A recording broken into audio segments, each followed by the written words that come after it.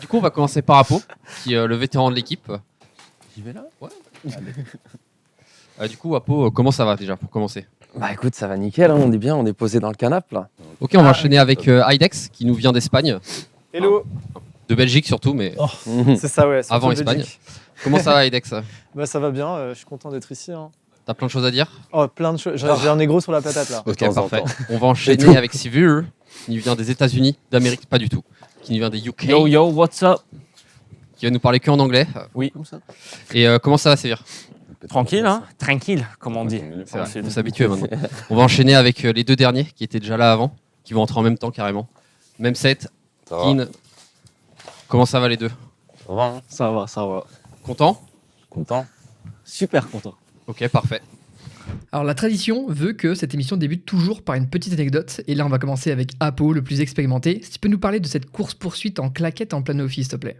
Bon, moi, c'est une anecdote que j'ai déjà racontée à certaines personnes, surtout ceux qui me connaissent déjà d'avant et tout. C'est un truc qui date d'il y a 2 ans. Idex la connaît très bien parce qu'il était impliqué dedans. En gros, c'était sur une finale de Valo TF. Je crois que c'était contre BDS à l'époque, BO5. On commence la game et tout. Ça se passe pas très bien. Je crois on perd 1 ou 2-0. Et on arrive sur la 3e map qui était Ascent à l'époque, je me rappelle. Et comme le veut la tradition, entre chaque game, on va prendre l'air, etc. Et au début de la 3e game, du coup, moi, je prends ma petite pause, je vais dehors. Et là, je capte qu'il y a un mec chelou qui commence à traîner devant chez WAM. Et le mec, dans le plus grand des calmes, en fait, je me rends compte, en le surveillant vite fait comme ça par la fenêtre, que le gars, il est en train de commencer à me cambrioler.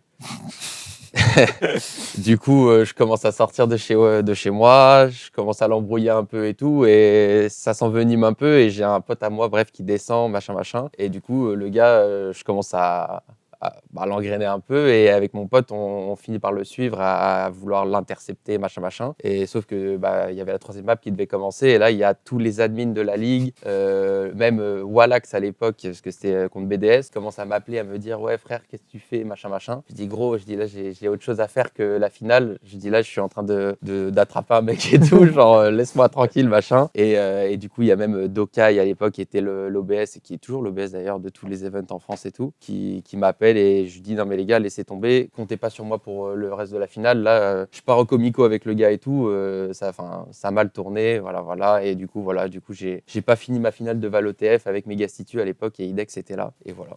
Et t'as jamais rattrapé le mec? Si, en fait, l'histoire, c'est que je suis parti de chez WAM. Moi, je suis sorti, j'étais chez moi, tu vois, j'étais en chaussons et tout. Et frère, j'ai tapé 2 km Tu vas courir après. Ouais, à aller courir après avec mon pote et tout. On voulait l'attraper, tu vois.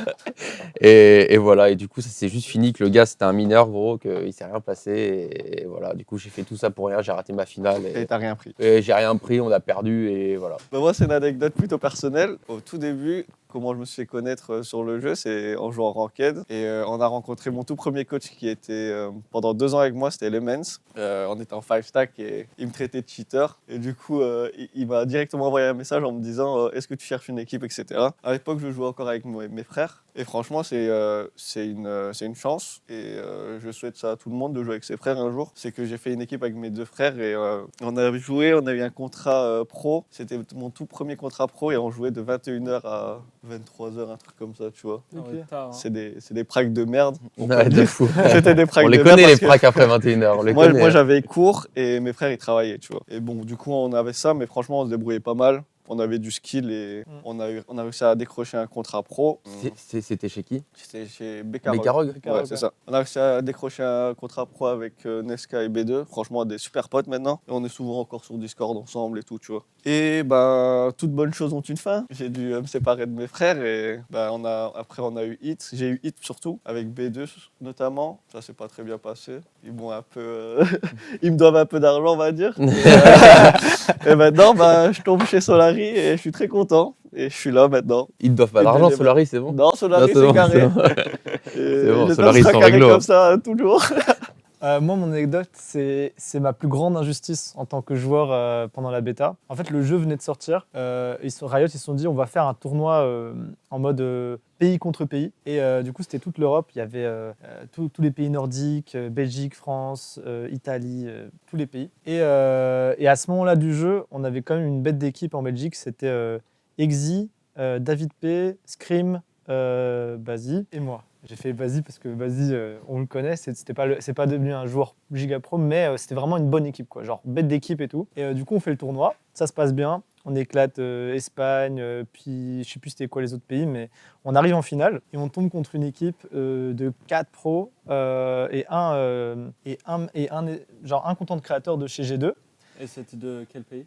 Et c'était les pays nordiques. Et le content créateur, je vais pas citer son pseudo, ça sert à rien. En gros, il était un peu nouveau sur le jeu. Et en fait, les pros, ils lui demandaient de faire des setups avec Cypher bien spécifiques. Ils disaient, ouais, tu fais ça, ça, ça. Et le mec, à l'époque, faut savoir, Cypher, c'était cheaté. Hein.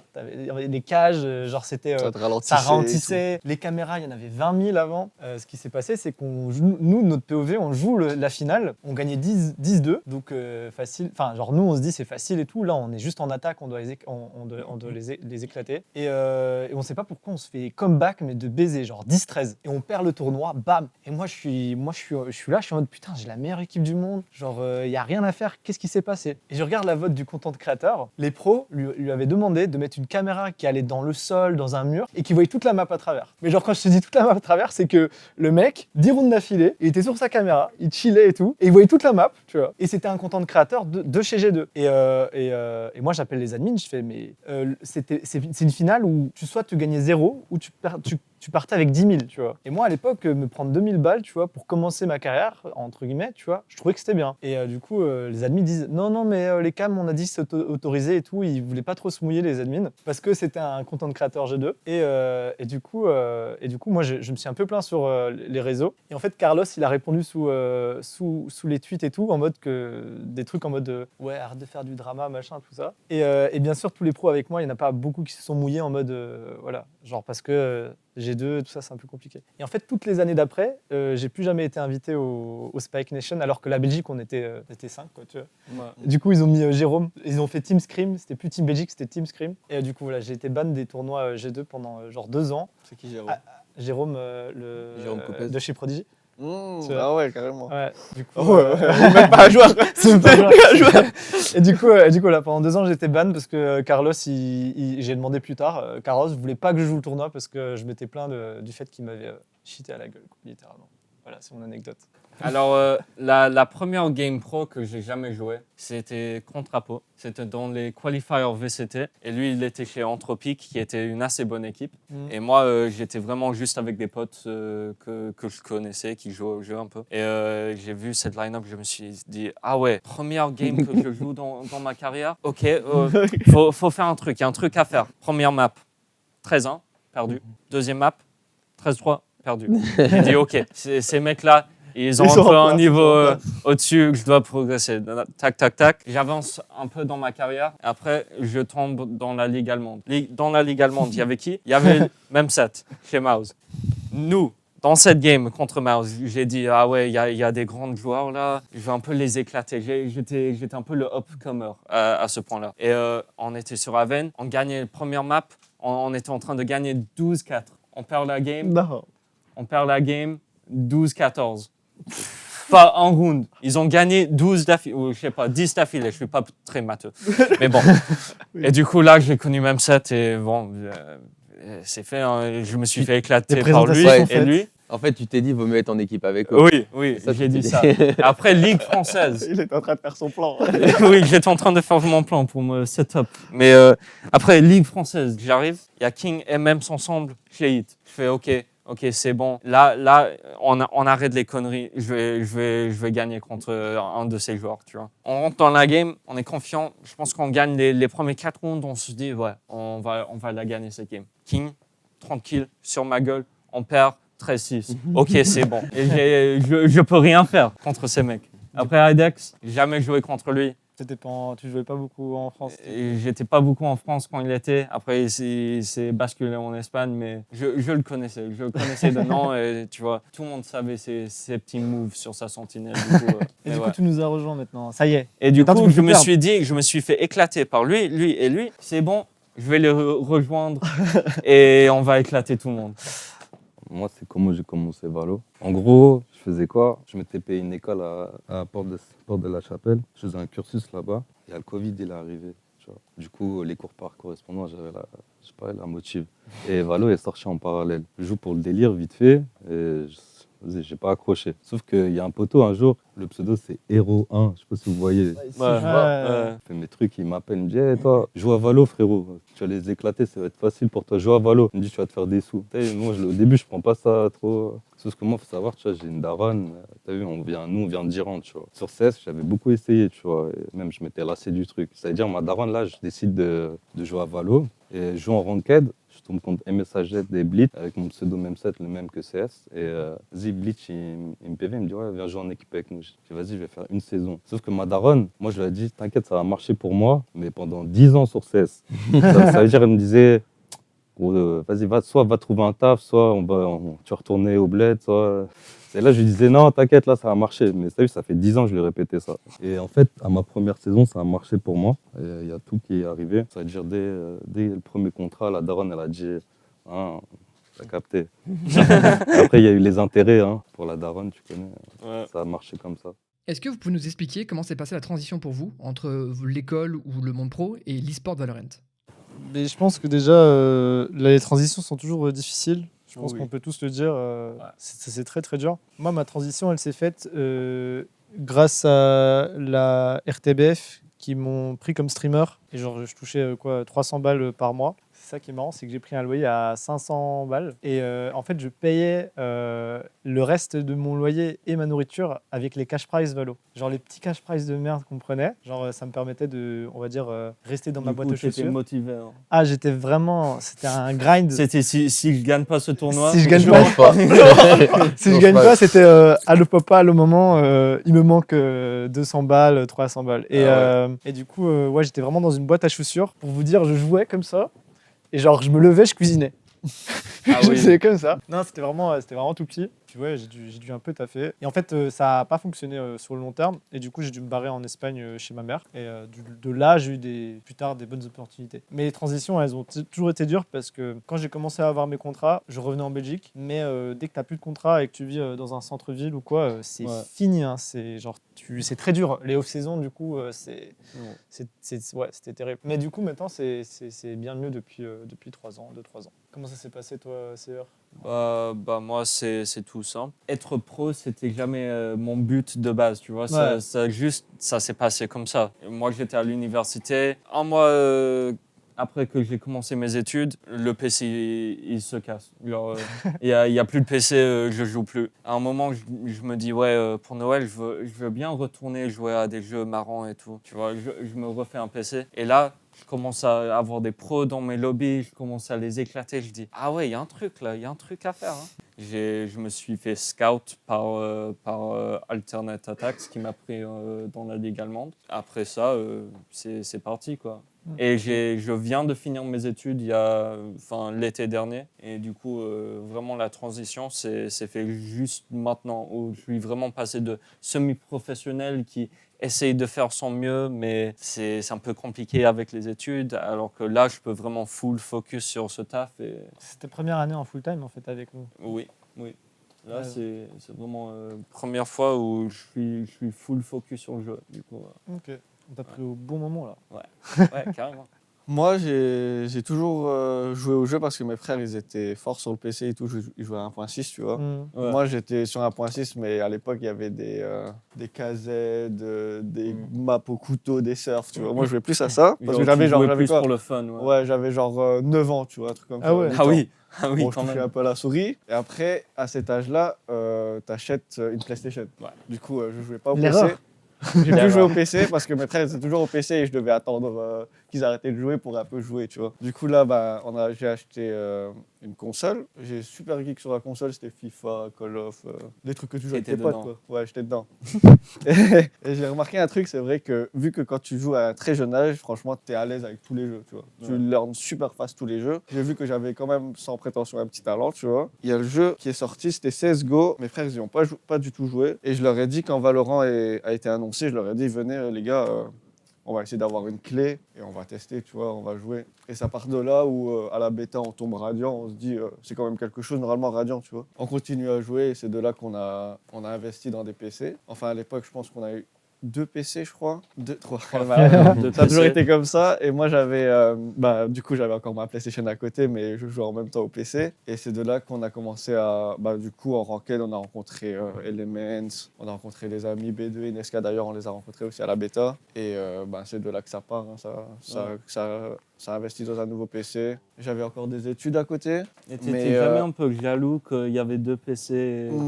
Toi, t'étais bon, là avec ta franchement, console. on a un truc, c'est que j'ai beaucoup de respect pour mes frères et que franchement, je m'en foutais, tu vois. Ah ouais. J'avais une play à côté et je jouais avec mes potes. Ouais, on a commencé à investir dans un PC et après, ça s'est passé tout seul. Il y a, comme je t'ai dit, on a rencontré Elements, il nous a décroché un contrat. On a joué au soir comme des gigs à des pracs, tu sais même pas pourquoi tu joues, mais on touchait, du coup, ça nous mettait la confiance. Ouais. Et voilà, on a eu un contrat pro, mais le truc qui a été dur, c'est que j'étais encore aux études.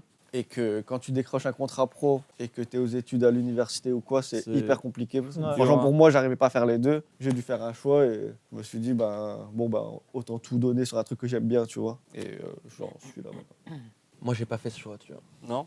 Non. Ouais, mais non, mais c'est Après, un on n'a choix pas le même compliqué. âge non plus. On n'a pas Oui, le même âge. oui, Moi, voilà, c'est ça. c'est un peu comme même en mode. Moi, le Covid il m'a donné une carrière, je le dis cash, tu vois. Genre, moi, de base, j'ai longtemps joué à CS, 1.6, un peu CSS et pas mal CSGO surtout, où j'ai fait un peu mes premiers vrais trucs compétitifs, mais vas-y, j'étais pas assez fort pour être pro. Et du coup, en parallèle, je faisais mes études et arrivé en master, j'ai fait là, ça devient trop compliqué, faut que je fasse un choix et moi j'ai priorisé Oui, les voilà. études, tu vois. Parce Oui, que voilà. je savais que moi j'avais pas ce truc-là de je suis bon mais pas assez, enfin je sentais pas le truc pour passer à l'étape d'après. Et C'est dur, hein. ouais, en vrai c'était dur. C'est hyper dur. C'était dur et moi en plus à l'époque je trouve, enfin la scène CS c'était vraiment compliqué je trouve pour se faire une place Ouais. par rapport à la scène Valo où je trouve que c'est un petit peu plus open, tu vois, et voilà. CNCS, c'était des clans genre giga fermés. Ouais, c'était en vrai c'était pas facile, tu vois. C'était pas facile et du coup moi je suis arrivé en master, j'ai fait OK là, faut que je focus parce que j'avais trop de taf et tout. J'ai arrêté complètement les jeux, genre je jouais juste pour kiffer de temps en temps mais sans plus et j'ai fait voilà le sport à la place. Du coup, j'ai tryhard au lieu de tryhard les jeux, je tryhard l'athlé. Voilà, puis du coup en vrai, j'ai eu un petit niveau assez correct en vrai, c'était pas mal. Et après du coup, j'ai fini mes études et au moment où j'ai fait ma première année de CDI, là il y a Valo qui est sorti. Bon, un peu comme tout le monde, j'ai chopé une clé, machin, on connaît. Et là à ce moment-là, donc j'ai commencé à jouer au jeu, je kiffais de ouf et je me suis blessé, je me suis assez gravement blessé à l'athlé et là donc on m'a expliqué que j'allais plus pouvoir courir pendant 1 an et il y a le Covid qui est tombé en même temps, donc en gros je savais que les gens moi je pouvais pas courir mais les gens allaient pas pouvoir courir non plus parce qu'il y avait le Covid. Du coup j'ai fait let's go, on est tous dans la même merde et voilà du coup télétravail, into démission. Et quand j'ai démissionné, quand j'ai posé ma dème, en gros, mon préavis c'était 3 mois. Et à l'issue de ces 3 mois, j'ai eu mon premier contrat pro avec Anthropic. Nice. Puis là, après. Tu faisais des deathmatchs pendant ton télétravail, quoi. Ouais, j'en ai fait. Je sais Faut plus, pas mentir, hein. Je sais plus. Mais, On n'est pas ton mais employeur, hein. le simple fait d'être à la maison, en vrai, ça a laissé v'là le temps. Et, Ah ouais, de fou. Est-ce que vous ressentez une grosse pression pour cette année? Pression, non. Impressionnant. Mais on a hâte de jouer, en tout cas. Moi, j'ai hâte, en tout cas. Moi, j'ai hâte. Je parle pour moi. Moi, perso, je suis en train de trembler, hein. Je pense que tout le monde a de la pression, mais c'est plus de la bonne pression. Tous les joueurs, quand tu arrives en match, tu as de la pression. Mais il faut que tu utilises cette pression dans le bon sens. C'est-à-dire, faut bien jouer, quoi. Tu t'es plus concentré, je sais pas. Faut que C'est ça de la- t'active un peu, tu Exact. vois. Genre, Ouais. au lieu de te faire un peu reculer dans ton jeu et te faire des trucs que tu ferais pas normalement, faut que ça te donne un peu de la force, tu vois. Genre, pour moi, les offices, c'est très momentum. Tu débutes ta game bien, tu sais que tu snowballs, vas tout tu snowballs. éclater. Oui, c'est ça. En fait, ce qui est bien dans cette équipe, c'est qu'on sait tous ce qu'on vaut. Alors que j'ai joué avec des équipes où t'as 2-3 mecs, ils sont pas sûrs d'eux, quoi. Ils sont en mode même sur les rôles et tout. Là, je pense qu'on sait tous ce qu'on vaut. On est en mode quand on voit des tier lists où on est tout en bas, à chaque fois, on se dit allez, on sait ce qu'on vaut nous. Et on va faire nos bails dans notre coin. Et quand il y aura les matchs aux filles, les gens ils verront qu'on n'est pas des rigolos, quoi. Ouais. Et c'est ça le plus important, je pense. Non, mais le truc, c'est que genre, on a tous joué dans les ligues et tout. On a Ouais. tous, genre, moi, la saison dernière, nous, avec mon ancienne équipe, on nous a prognostiqué de finir 9e sur 10, Ouais. quoi. Genre vraiment bas du tableau, alors qu'on a fait les playoffs les 2 fois. Dernière Ouais. saison, on a fini 3e, 4e, on a perdu contre Gentlemen qui ont gagné l'ascension. Du coup, Ouais. genre, les tier lists, c'est vraiment juste pour les fans, tu vois. Bah, C'est pour donner une idée de, sur papier, ce que vaut. Mais après, in-game, c'est différent. dans le game, c'est Ouais. complètement différent. En fait, on est des underdogs expérimentés. Non, Genre- puis même la vérité, c'est que même nous, en tant que joueurs pro, on sait vite fait ce qui se passe dans les autres équipes, mais on saura jamais comment ça va se passer en Ophi. Et même au cours de la saison, ça peut changer. Il y a des équipes qui vont step up au cours de la saison, il y en a qui vont stagner, il y en a qui vont step down. Et genre, Ouais.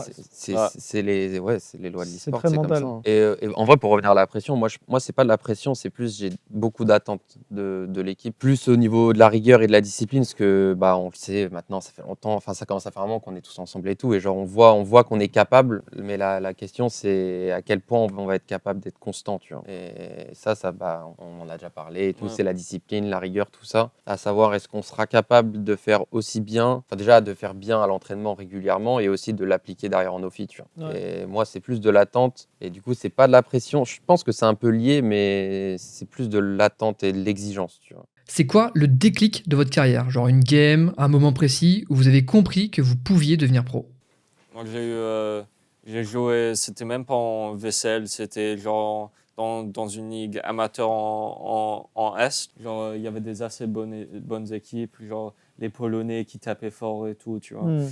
Et j'ai fait un tournoi où j'ai détruit tout le monde, mais plus 25, je fais 40 kills, je tue tout le monde à travers les smokes. Je me suis dit, ah ouais, il y a un Il y a truc quelque à chose. faire. Oui. Et juste après, je reçois un message de Attax qui était en Ligue allemande et il me dit nous, dernière game de la saison, si on la perd, on passe en relégation. Il nous faut un joueur comme toi pour nous sauver. Je suis allé en Ligue allemande, j'ai explosé la game. J'aurais sauvé la place dans la ligue. Et ça c'est là où j'ai réalisé ah ouais, genre, je peux vraiment faire des trucs. Là. J'étais dedans.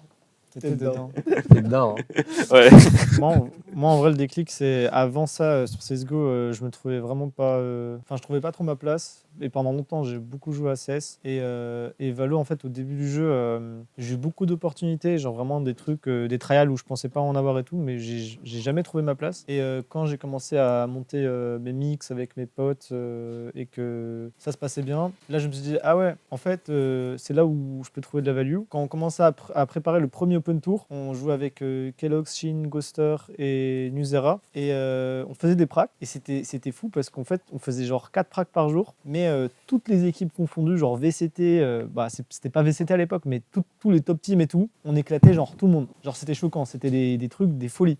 Et moi, dans ma tête, j'étais en mode, ouais, on est juste trop confiant en prac, mais en office, ça sera pas ça. Et puis on joue les offices, et là, on éclate tout le monde. Ouais. Et je me dis, ah ouais, tu vois, genre vraiment, on a un style de jeu propre à nous, on est chaud et tout, genre personne nous joue, et on gagne juste le premier Open Tour. Et là, j'ai eu le déclic de me dire, ok, c'est bon, mec, c'est ça qui va fonctionner, c'est d'apporter ton style et genre de te positionner comme ça dans le jeu, et pas te dire, je serai la meilleure sentinelle, je serai la meilleure truc, tu vois. C'était pas ça. Et du coup, voilà. Et maintenant, c'est pour ça que je pense que c'est bien que je joue les smokes, parce que je pense qu'il faut trouver de la value en ayant des sentinelles de baiser comme Mems qui nous lâche des 30 kills tout le temps. Moi, ça m'intéresse. Non, mais c'est là. Il est là. Hein. Parle peu, frappe fort, oui. Non, mais c'est là où j'ai eu le déclic, quoi. C'était vraiment les premiers mix. Ouais, quoi. t'as vu que tu peux gagner et que tu peux éclater tout le monde et genre c'est Et là ça où tient à t'as- moi. Ouais, voilà. Mm. Moi, tu vois, c'est pas sur le. Parce que là c'est bon, on arrête les anecdotes, tout ça. Mais en gros, pour la faire courte, moi, le moment où je me suis dit, ok, il y a peut-être un truc à jouer. Et là, je me suis dit, quand j'ai commencé à taffer, je fais, oh, peut-être démissionner, en fait. Ouais. En fait, j'ai lancé le jeu au début pour Gollery parce que je kiffais le délire, parce que c'était même style que CS, machin. Et je sais plus comment, mais en gros, à l'époque, il y avait, au tout début du jeu, il y avait Fififi, l'équipe. Non, c'était Hip Hip Hip, pardon. Hip Hip Hip, c'est devenu Fififi. Voilà, c'était Hip Hip Hip. Et en gros, moi, je connais très bien Hip, qui est un pote d'enfance à moi, nanana. Et je sais pas pourquoi, mais il y a un moment, il est parti chez NIP. Bon, ça, je sais pourquoi, parce qu'il était trop fort. Et il y a un moment, je me suis retrouvé à faire des trials chez NIP. Mais j'étais encore du père à l'époque. Et du coup, ça s'était passé ok, mais sans plus. Et en gros, c'est comme ça qu'après, il m'a présenté Loki, qui disait que j'étais un gros noob d'ailleurs. Mais je t'aime mon frère, t'inquiète. Et en gros, à partir de là, c'est là où j'ai commencé à jouer avec l'Institut et tout. Et avec Loki, on se l'a tué en ranked, en duo le matin, justement en période de Covid et tout. Et là, j'ai fait, il y avait pas encore le leader comme il y a aujourd'hui avec les RR et tout. Juste, tu faisais des ranked, tu savais pas trop pourquoi. Tu savais pas si t'étais top 1. Ouais, et, Mais, et au bout d'un moment, il y a Riot, ils disaient tiens, on vous publie le leaderboard comme ça, c'était sur Ouais. Twitter. Ouais. Et là, je regarde et tout, je vois, je fais top 15, je crois, un truc comme ça, Ouais, t'étais Europe. top Et là, 15. je fais ah ouais, et tout, pour un gars qui joue juste comme ça, je me suis dit ça, je suis chaud et tout. Tu vois. Pour un gars qui fait du télétravail, Ouais, franchement, je me débrouille bien au jeu, tu vois. Et ton voilà. patron sur Twitter qui voit le Ouais, leaderboard. et du coup, je me suis dit ok, lourd. Et toi, même Pas de déclic. moi. pas de déclic. Toi, tu savais Non. direct. Toi, tu rush. Moi, je savais déjà. Je savais déjà. Pour moi, de base, Valo, c'était les frustrés de CS, c'était aller sur Valo. Comme sur CS, je faisais Il y a beaucoup longtemps eu ce d'AMA. truc. Hein. Je savais que j'avais un bon aim, mais je savais que dans la ligue où j'étais rentré au début, j'avais pas trop de déclic, j'étais assez confiant. Direct. Du coup, tu l'as eu sur CS ou t'as pas eu jamais eu de déclic en mode, T'as genre pas à fait de l'époque quand tu jouais Ah, le déclic, un déclic comme ça. C'est Ouais. peut-être quand j'étais en Iran. Bon, la première fois que j'ai joué à CS, je savais pas comment acheter d'armes. Et J'étais typé, tu vois. C'est-à-dire, la tête, j'avais un USP et les grands du cyber, ils m'aimaient pas trop. Parce que c'est un solo, t'as un petit 7 piges, 6 piges. Il arrive, il sait pas acheter d'armes, mais il te met 2 têtes directes. alors que toi, t'as une AK. C'est-à-dire, les grands, ils me regardent comme ça. Et, je sais pas, ils ont envie de me niquer, mais pas trop, tu vois. Pas trop, parce que je suis un enfant. C'est un truc que j'ai des facilités, enfin, des petits, tu vois. C'est cool. Mais c'était là, je me suis dit, peut-être, je sais pas, je mets des têtes, c'est tout, tu vois. Chape. Il y a moyen de faire un truc. C'est quoi qui vous attire dans une structure en général et plus particulièrement chez Solary? En vrai, je me considère chanceux par rapport à tous mes clubs pro que j'ai eu, parce que ça a commencé avec Anthropic où en gros ils avaient des moyens vraiment cool, que ce soit financier par rapport à aux facilities qu'ils avaient, etc. Enfin, c'était incroyable. Moi en plus, ma première équipe pro c'était une équipe inter où je suis allé faire mon bootcamp à Prague du coup, donc c'était un peu genre le délire de waouh, la vie de joueur pro, tu vois. Et du coup, c'était Vlagolry et très très cool. Et après, dès mon deuxième club, j'ai eu Mandatory et il y a eu le côté fanbase où je savais que c'était stylé parce que on voyait la cassée, etc. À l'époque, déjà, c'était big de ouf. Et là, juste Mandatory et tout, j'étais là, ouais, ok, ça apporte un vrai truc. En fait, j'ai compris que tout ce qui était fanbase et juste d'avoir des supporters et tout, c'est un peu ce qui pérennise ta vie de joueur pro, tu vois. Forcément, il y a ton niveau, tu vois, si t'es explosé au jeu, t'es explosé au jeu et tu dureras pas longtemps. Mais ça aide beaucoup d'être suivi, juste de connu dans la scène. Ouais, parce que déjà ça t'apporte une notoriété parce que t'es visible et au-delà de ça c'est que moi tu vois, je prends l'exemple de Mandatory parce que c'était vraiment le premier club qui m'a apporté ça, c'était le truc de les fans te suivent, t'apprécient ou non d'ailleurs, et du coup ils te suivent aussi à côté et genre moi dans des périodes d'entre-deux, notamment entre Mandatory et le moment où l'année dernière j'ai joué avec Gentlemate et tout, j'ai commencé à faire du stream et tout et ces gens-là ont continué à me suivre parce qu'ils m'appréciaient en tant qu'humain et puis en tant que joueur de leur équipe. Et ça, en vrai, ça aide de ouf parce que j'ai pu envisager pendant un moment de faire autre chose que d'être joueur pro pour gagner ma vie, tu vois.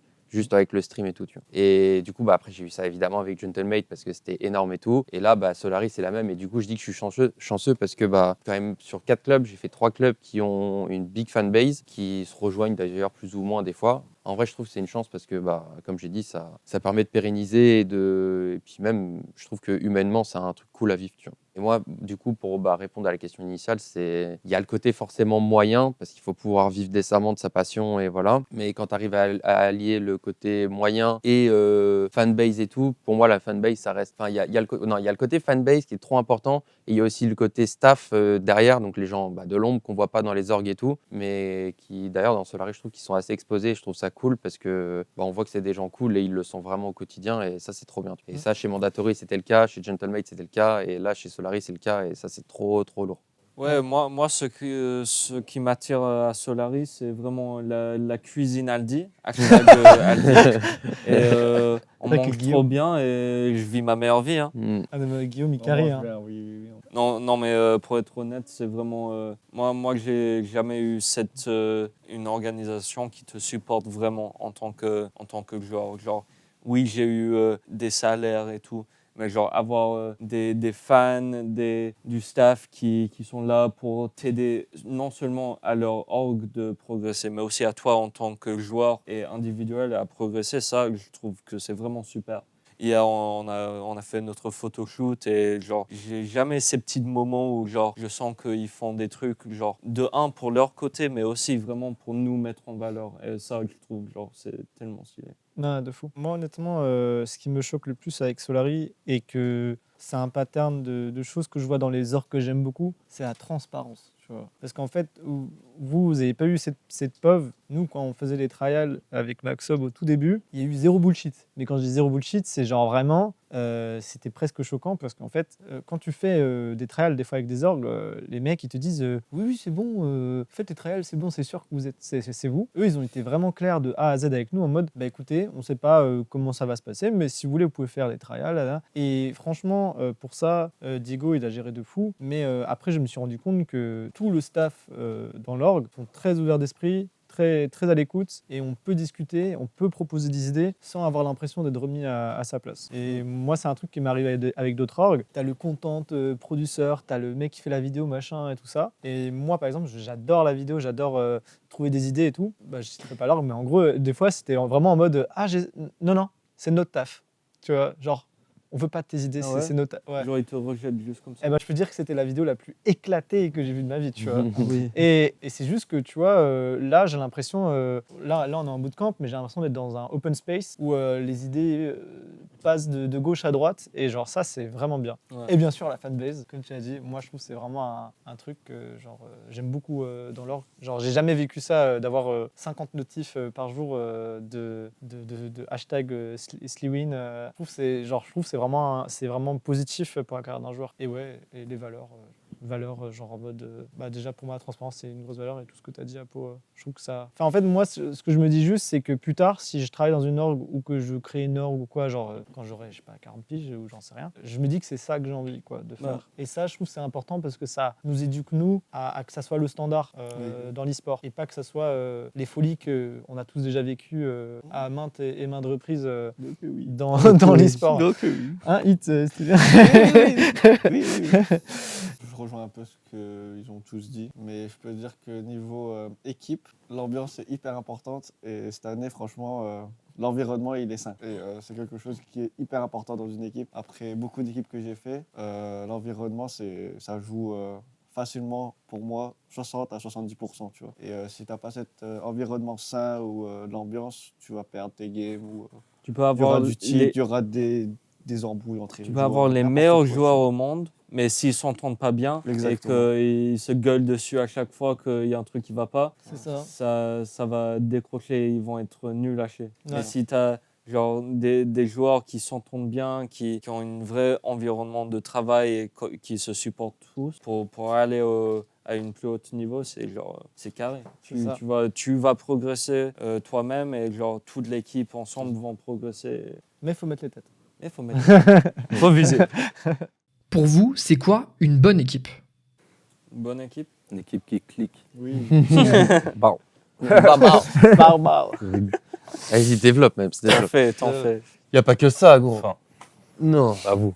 Non, une équipe qui clique, mais une équipe, comme on a dit tout à l'heure, qui a une bonne ambiance. Hein. Moi, je pense une ambiance où tu peux rigoler avec les potos pendant les pracs, mais tu peux aussi vraiment genre, te mettre à taffer, qu'on soit tous honnêtes ensemble. Et... T'arrives à faire le switch. Ouais, que c'est pas tout sérieux ou genre t'as peur de rigoler, mais que ça soit vraiment un travail où tu vois que tu progresses, tu vois que les trucs que tu mets en place, tu taffes dessus et t'as vraiment un focus sur ça. Ouais, une équipe où les joueurs savent quand ils doivent être sérieux et faire les choses bien et mettre des têtes, comme dit Mems. Et, mais aussi une équipe qui est capable de prendre du recul et genre chill et genre avoir une bonne ambiance. Je pense aussi ce qui est important, c'est une équipe qui arrive à appliquer en fait ce qu'ils font en entraînement en officiel. Ça, c'est vraiment un truc qui est sous-coté, mais tu peux être la meilleure équipe que tu veux en entraînement et tout. Si tu as plus de la moitié des joueurs qui se chient un peu dessus ou qui font pas ce qu'ils font d'habitude, ça change tout, quoi. Ça change tout et ça peut ruiner une saison, quoi. Parce que là, tu vois, on s'amuse et tout, mais imagine, t'arrives en Ophi là et rien. Tu vois, genre, ça sert à rien. Non, C'est je pense plus- je pense qu'on a tous réalisé ça. Ouais. Et je pense que c'est pour ça que, genre, c'est comme ce que Max a dit, c'est tout ce qu'on fait en prac, faut le faire 10 fois mieux parce que arrivant en Ophi, ça va toujours être moins bien. Du coup, si on est bien discipliné, si on arrive à tout faire genre clean sa mère, genre ça, en Ophi, on Ça va va le être voir. clean. Ça va être clean. Moins clean, mais Moins ça va clean, quand mais même ça va être rester clean Dans la globalité, quoi. dans la globalité, voilà. Si vous deviez définir votre relation avec les réseaux sociaux, est-ce que vous êtes encore à fond dessus, à tout check et peut-être à vous faire du mal? Ou est-ce qu'au contraire, vous passez un peu au-dessus maintenant et ça ne vous touche plus? Les réseaux, c'est comment? C'est comment? Je vais vous parler. Je pense qu'il et moi, on est plutôt discret sur les Oui. réseaux. En fait, niveau réseau, pour ma part, je passe un peu au-dessus, c'est-à-dire que j'essaie pas trop de checker ce qui se passe. J'essaie plus de faire ce que j'ai à faire et cliquer à fond, quoi. Et c'est tout. Et j'essaie pas, par exemple, il parlait de tier list IDEX. Il en a pas Et, vu. si j'en ai vu parce qu'on m'en a parlé, j'ai des Discord, tu vois, mais on m'en a parlé et c'est pas moi qui les ai vus, tu vois. Parce que regarder des trucs comme ça peut te mettre des a priori, enfin, ça peut te mettre des trucs dans la tête ou n'importe quoi, tu vois. Ouais. Et j'essaie de passer au-dessus de ça. Le problème des réseaux, c'est Ils qu'ils en sont font là, trop. ils racontent les gens, ils racontent Oui. leur vie. Oui. Mais moi, ta vie, elle m'intéresse pas. Frère. Je suis désolé, je m'en bats les couilles de ta vie. Et je comprends pas, en fait. Moi, j'ai un problème avec les réseaux, c'est tout le monde. Et- Tu peux faire de temps en temps, mais quand c'est des trucs qui n'ont rien à voir avec ton milieu pro, t'es là, tu racontes ta vie. T'as vu, genre, je sais pas. Moi, j'ai un problème avec ça. Parce que les gens, ils racontent leur vie et t'as vu, ça fait un. Comment on appelle, tu sais, les journaux intimes connectés. Je sais pas. genre, Ah ouais, les Ah, mais blogs. c'est ça, hein. Là, j'ai un problème avec tout ça. C'est pour ça, déjà, les tier list, franchement, je m'en bats les couilles, gros. C'est ceux qui racontent leur vie, je m'en fous. Et par contre, je supporte de poster en relation avec ton taf, c'est-à-dire entretenir une relation. Parce que comme Pouka l'avait dit, c'est important, c'est ton image professionnelle, de la développer, c'est important. Moi, j'en ai conscience et je le fais pas. Parce que je m'en. Hein. Je suis comme ça, moi. Tu sais, je suis très têtu dans mon truc. Non, moi je pense, ouais. Moi, les réseaux, en fait, de base, c'est une bête d'invention et je trouve ça trop cool et tout. Mais bon, de toute façon, là, on le voit de plus en plus, même avec comment X a été refondu, etc. Genre, il y a trop de méchanceté gratuite, il y a trop de gens qui se cachent derrière le fait qu'ils sont sur Internet, derrière un écran. Et moi, du coup, le rapport que j'ai à ça, c'est que j'aime bien interagir sur les réseaux, bien partager, parler avec les gens. Quand j'ai affaire à des gens qui sont là uniquement pour répandre de la haine et enfin, de la merde de manière générale, Ouais. parce que ces gens-là, j'ai un avis assez tranché sur ces gens-là et je le dirai pas, mais juste des fois il vaut mieux se taire ou alors s'ils ont l'occasion de pouvoir s'exprimer, bah moi j'ignore et c'est tout, quoi. Genre, je pense qu'il y a certaines communautés et c'est au-delà des communautés, c'est plus des gens qui se rendent pas compte de l'impact qu'ils ont, qui vont aller se lamenter sur la dépression d'un joueur, le drame d'un autre, etc. Et au final, toute l'année, ça reste des harceleurs des réseaux sociaux et derrière ils viennent faire les faux culs entre guillemets en disant en répandant de la merde sur les réseaux et c'est vraiment dommage. Juste si on répand du bien, on récolte du bien et moi c'est comme ça que je vois les choses, c'est tout. Je considère que être gentil et agréable avec tout le monde, ça fera que en fait les gens, c'est difficile d'être méchant avec des gens qui sont gentils et du coup moi c'est pour ça que je veux répandre que du bien quand je communique et tout et ceux qui comprennent pas, bah ciao et puis Ouais, voilà. t'as raison, t'as raison. Moi, perso, les réseaux, ça a toujours été. De base, je spammais Twitter pour faire rigolerie le plus possible. Genre, je postais des trucs, puis les gens voyaient. Tu postais tes memes, hein? Ah, mais On j'y en allais a un vu, peu. hein. Il en faisait. En vrai, je pense que je dois être un en France qui le poste le plus, tu vois, de trucs de merde comme ça. En fait, tu vois, moi, ça a toujours été dans un sens, tu vois. Mais quand j'ai vu qu'il y a des gens qui s'attaquaient à moi dans l'autre sens, là, j'ai commencé un peu à me reculer et plus vraiment focus sur ça va dans un sens. S'il y a du positif, je prends, mais par contre, dès que je vois que c'est des trucs pour me tacler ou quoi, je quitte, quoi. Parce que, en fait, je me suis rendu compte que ça m'influençait négativement parce que moi, dans mes cercles d'amis, dans les gens que je connais, avec qui je traîne, ça a toujours été très positif, très chaleureux et tout. J'ouvre, je vois Idek qui pue la merde et tout, qu'est-ce qu'il fait des trucs comme ça, et je suis en mode et du coup, moi, maintenant, je bloque ou je masque et tout, et je pense que c'est important de prendre du recul parce que moi, j'étais vraiment à fond dedans, et maintenant, je suis en train de prendre un peu de recul sur le côté, voilà quoi. On est à un stade où on on peut plus tout lire, quoi. Si tu lis tout, franchement, force. Honnêtement, je le fais. Et c'est parce que moi, perso, je m'en bats les couilles. Ouais. Genre, moi, c'est un peu l'opposé de toi. Tu vois, toi, t'as dit tu traînes avec des mecs un peu plus positifs, tu vois. Ouais. Moi, mes potes, quand je suis en call le soir, ça lâche des insultes sur moi. Genre, et au final, genre, ça m'a permis d'avoir une fortitude mentale plus augmentée. C'est du banter à l'anglaise. Résistant. Genre, vraiment, on me dit, ouais, t'es une merde, t'es nul. Je fais, ah ouais, ok, regarde ça, tu vois. Genre, et tu vois, je fais mon truc. Je regarde un peu Twitter, j'aime m'engager avec les fans, mais aussi quand je vois de la haine, je lis et je fais, ah ouais, lui, il a vraiment pas de vie, lui. Hein. Genre, faut qu'il m'adore à un moment. Hein. Bah, moi, maintenant non plus, ça me fait rien, tu vois, mais c'est vraiment en mode au tout début, tu vois. Ouais, genre vraiment au tout début, j'étais en mode, mais j'ai rien fait, je suis gentil, tu vois. Et après, je me suis dit, ah ouais, non, c'est juste des ultras, tu vois. Ouais. Alors, ils se font. Tu vois, Après, pas je des pense ultras que- solariat, attention. Je pense que c'est plus des individus haineux qui cachent derrière certains communes. Oui, Parce Oui, que oui, non, pour ça, moi, c'est sûr. c'est pas les communes les C'est sûr, problèmes, toi. c'est vraiment des gens spécifiques qui Oui. Des gens prennent qui ont cette- rien à faire. Ouais, ils prennent cette identité, ouais, je supporte cette équipe, ouais, je vous emmerde. Genre, Ouais. mais non, mais quand y je a disais pas- ultra, c'est, tu vois, la passion, tu vois, genre ils sont passionnés par leur équipe au Ouais. point de devenir négatifs envers les autres, tu vois. Je suis pas tellement d'accord. Je pense Ah que ouais c'est au-delà. C'est au-delà C'est pas Ok. de la passion, c'est vraiment ils se cachent derrière une image pour être Ok. des fils de pute un peu. Tu vois. Faut dire Faut dire les les termes. termes. C'est quoi qui change pour vous en 2024 sur Valorant? Est-ce que c'est votre gameplay, vos ambitions, vos envies professionnelles? Je vais jouer Ouais, c'est la en bande. 5 quarts. Recon Phantom.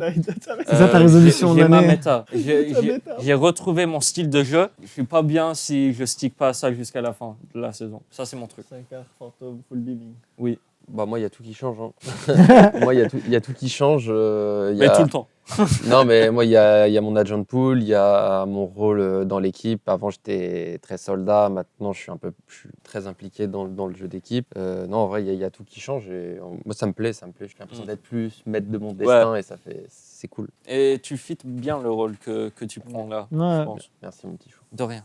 Moi, c'est juste reprendre le lead, mais apprendre à bosser avec d'autres. Parce que moi, j'ai toujours lead des chouettes trucs, mais j'avais que ma vision. Et genre là, je suis très content de bosser avec Apo et Mac pour avoir leur point de vue et mettre de l'eau dans mon vin et garder ma folie, mais jouer plus système, plus macro, on va dire ça, pour bien résumer. Et aussi les smokes, hein. En vrai, j'ai fait une saison avec des smokes, mais c'était for fun, avec Sector One. Là, ouais, c'est ce truc qui change, quoi. Et toi, Kin? C'est de bosser plus. Il y a rien qui change. Bosser à fond et tirer. Hein. Faut viser, hein. Bon, quand t'es dueliste, voilà, quoi, tu connais. on écoute les ordres et on tire. Et toi-même? Et franchement, je suis. Comme d'hab. Hein. Carré dans l'axe. Et honnêtement, j'ai oublié un truc, mais c'est la première fois que je comme en français et je taffe entièrement Ouais, en c'est vrai. français. C'est vrai? Ça, Bah, tu fais ça très bien, mec. au début, c'était un peu bizarre, mais là, je pense que je m'y habitue. Là, t'es dedans. Je suis dedans. Il est dedans. Il est dedans. Du coup, merci à vous. Moi, je suis très content. C'est mon avis perso, mais je suis très content de ce groupe. Je pense que vous pouvez faire vraiment de grandes choses, les gars. Je serais très content de vous soutenir toute l'année et de vous suivre. Et je vous souhaite le meilleur. Je suis avec vous et je pense que les gens qui vous regardent aussi vous souhaitent le meilleur. Donc voilà. Je ne sais pas si vous avez un petit dernier mot à dire pour clôturer la vidéo. Moi, je suis content de toi, Pouka aussi. Moi aussi, je suis content de Arrêtez. toi. Rougis pas comme ça.